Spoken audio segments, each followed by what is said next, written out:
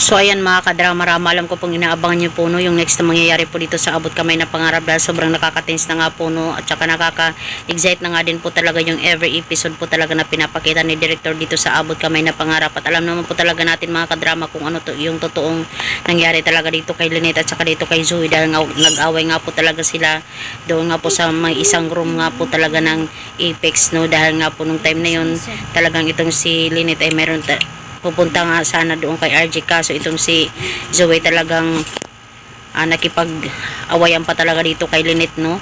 Tsaka alam naman po talaga natin mga kadrama na ngayon talaga si Lynette talaga ay nag-aagaw buhay nga po no. At alam naman po talaga natin na makakaligtas pa rin talaga si Lynette dahil sila nga po talaga ni RJ ay kakasal talaga bandang huli, diba? At magiging masaya talaga yung pamilya nila kasama si Annalyn.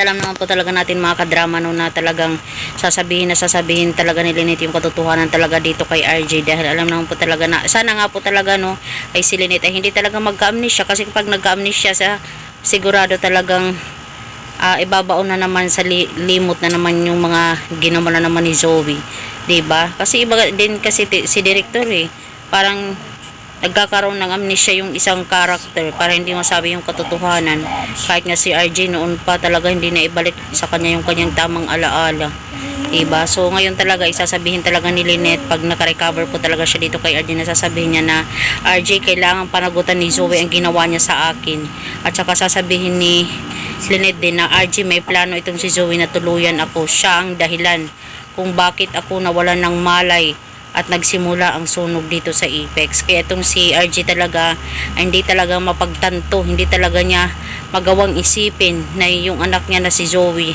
ay makakagawa ng mga ganitong klaseng bagay, diba? Wala naman tayong, hindi naman nakakapagtaka mga kadrama kasi like mother like daughter, kasi yun nga po talaga yung nakikita ni Zoe sa kanyang nanay ay talagang malaking influence po talaga yung kanyang magulang, lalong lalo na yung kanyang nanay na gumagawa ng mga ganong klaseng krimen.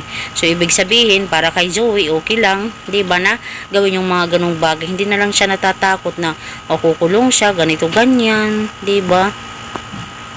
Talagang ito si Zoe ay kailangan na talaga niya ng tutulong talaga sa kanya yung support system dahil nga po din sa may pinagdadaanan nga po siya mga kadrama. Kaya mga kadrama talagang gagawin talaga ang lahat ni RJ talaga para masolusyonan yung mga ganitong klaseng pangyayari no, lalo na kung si Zoe talaga yung pakana ng lahat dahil hindi na magandang isipin niyan, diba? Isang ganyang klaseng tao nagagawa niyan, diba? Sabi pa nga ni Giselle noon, sinabi niya dito kay Ubeng na baka isang araw tutuklawin ka na lang.